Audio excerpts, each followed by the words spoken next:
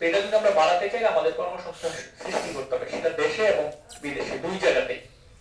বর্তমানে বেশ কিছু নতুন নতুন দেশ আমরা দেশে কর্মী পাঠানোর জন্য সুযোগ তৈরি করেছে সরকার।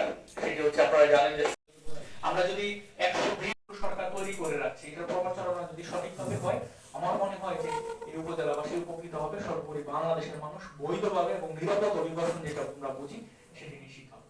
আমি আজকে সকলকে ধন্যবাদ জানাচ্ছি, অনেকের মূল্যবান সময় আমাকে আমাদের এই প্রোগ্রামের জন্য দিয়েছেন এবং আপনারা সকলের অংশগ্রহণের মাধ্যমে আমি মনে করি একটি ফলপ্রসূ আলোচনা হয়েছে।